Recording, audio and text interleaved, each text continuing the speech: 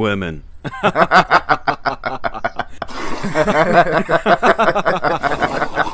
এই মিমটা পার্টিকুলারলি নেটিজেনদের মধ্যে রিসেন্টলি খুব ভাইরাল হয়েছে আর প্রচুর মানুষ কিন্তু মহিলাদের ওপর ঠাট্টা করে এই মিমটা শেয়ারও করেছে। তবে আমার মতে রিয়েল লাইফের সাথে কিন্তু এই মিমটার কোনো রকম সম্পর্ক নেই এবং আজকে এসে আমার এই থিঙ্কিংটা কিন্তু অনেকটা বেশি ক্ল্যারিটি পেয়েছে।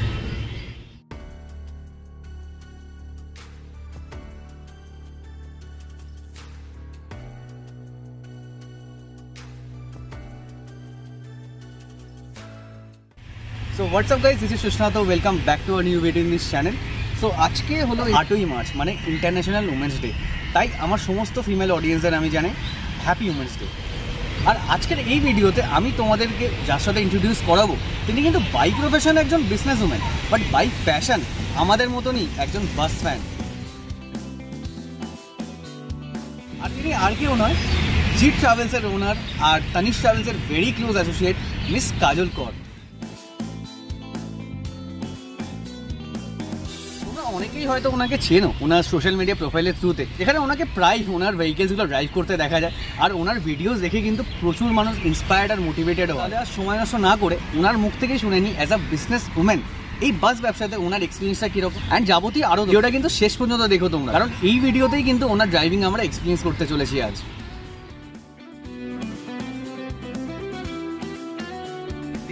আমি এখন রয়েছি ধর্মতলা মানে প্ল্যানেট বাস স্ট্যান্ড চত্বরে, আর আজকে ওনারই গাড়ি মানে তানিশ ট্রাভেলসের টাটা 1515C গাড়ি করে আমরা ট্রাভেল করব কলকাতা থেকে ডায়মন্ড হারবার অবধি। তো চলো আর সময় নষ্ট না করে আজকের এই ভিডিওটা স্টার্ট করা যাক।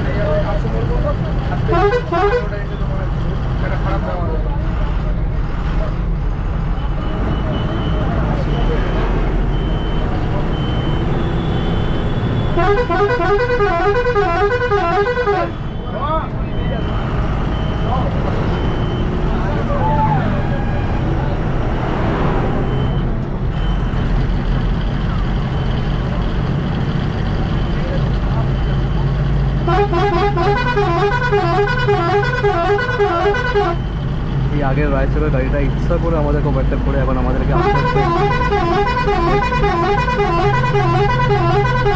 পুরো চেপে চেপে নিয়ে যাচ্ছে।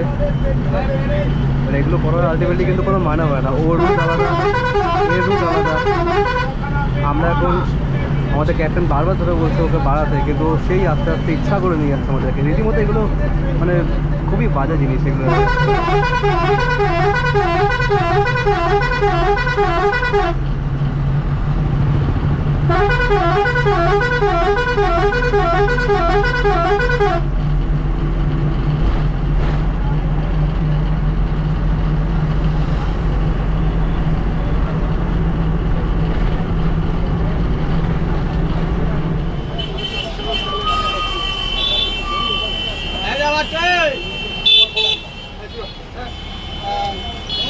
থাকতে বলি কোনোদিন থাকতে বলি তো সময় কত পুরো ছিঁড়ে দিয়ে নিলে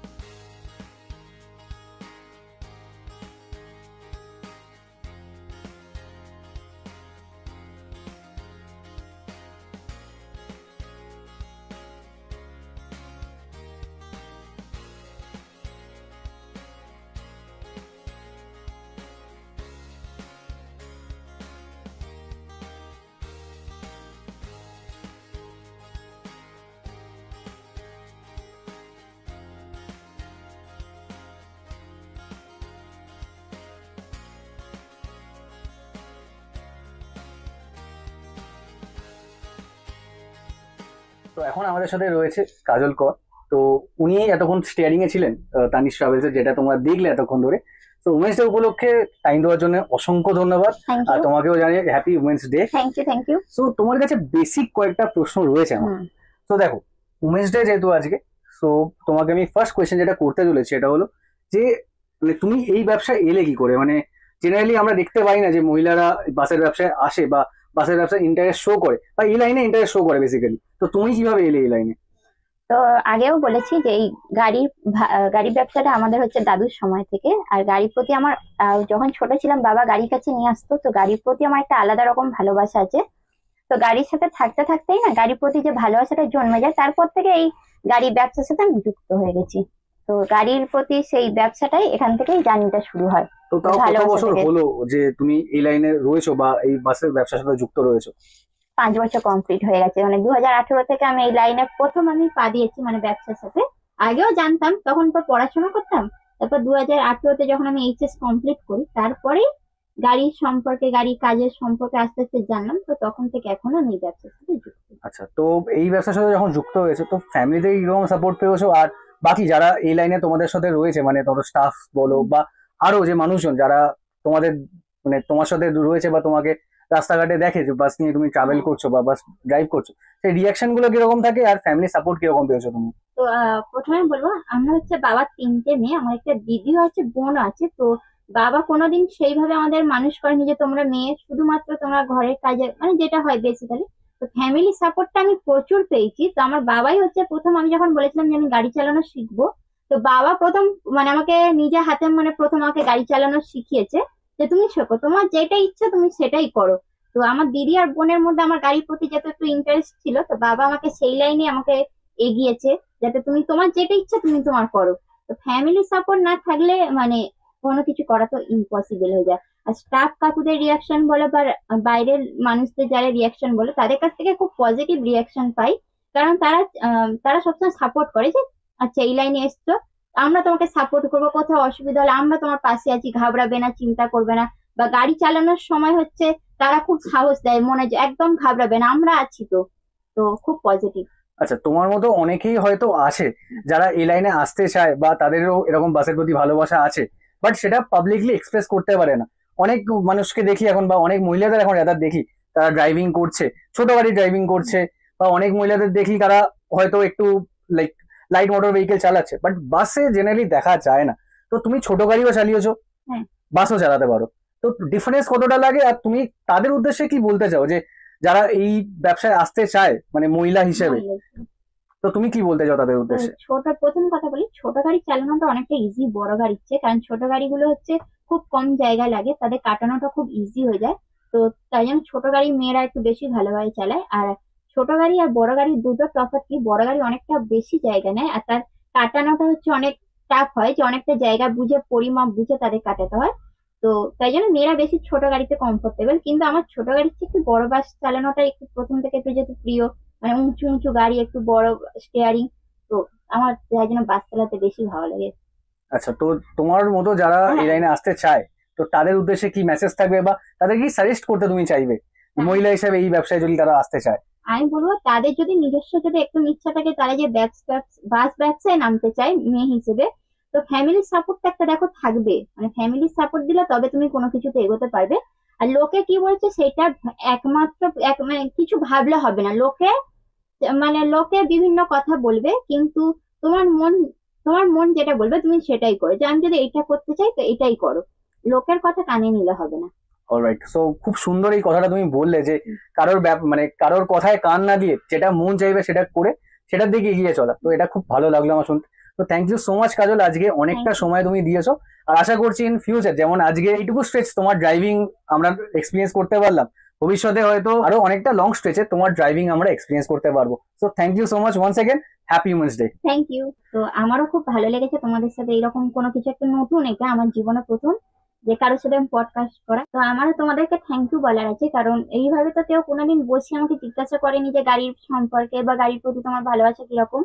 তো আমার তো খুব ভালো লাগছে যে তোমরা আমাকে বেছে নিয়েছো, এতগুলো মহিলা থাকা সত্ত্বেও যে আমাকে সেইভাবে ভেবেছো যাতে আমি তোমাদেরকে কিছু ইনফরমেশন দিতে পারি গাড়ির সম্পর্কে। তো সেটা আমারও খুব ভালো লাগছে। তোমাদেরকেও থ্যাংক ইউ যে তোমরা এত দূর থেকে এসছো ডায়মন্ড হারবারে। অলরাইট, তো কাজলকে আমি তো খুব সিম্পল 2-3টে কোয়েশ্চেন করেছিলাম। সো এইরকম একটা পুরো সিরিজ আছে পডকাস্টে, যেটা অভিক শুট করেছে ওর চ্যানেলে ইটস হাইওয়ে টাইমে। তো এই পুরো পডকাস্টে যদি দেখতে হয়, এই লিঙ্ক তোমাদের আমি নিচে শেয়ার করে দিচ্ছি, তোমরা ওই লিঙ্কে ক্লিক করে চেক করতে পারো, বা আই বাটনেও দেওয়া থাকবে লিঙ্কটা, সেখান থেকে তোমরা পুরো পডকাস্টটা এনজয় করতে পারো। আর আরো যে কোয়েশ্চেন্স গুলো আমরা করেছি সেগুলো তোমরা জেনে নিতে পারো অ্যান্সার কি থাকবে কাজলের থেকে। And thank you so much guys এই ভিডিওটা দেখার জন্য। ভিডিওটা যদি ভালো লেগে থাকে প্লিজ ভিডিওটাকে একটা লাইক করে দিও। আর চ্যানেলের ভিডিও যদি প্রথমবার তোমরা দেখে থাকো, চ্যানেলটাকে কিন্তু সাবস্ক্রাইব করতে ভুলো না। খুব তাড়াতাড়ি তোমাদের সাথে দেখা হচ্ছে একটা নতুন ভিডিওতে, ততক্ষণের জন্য বাই।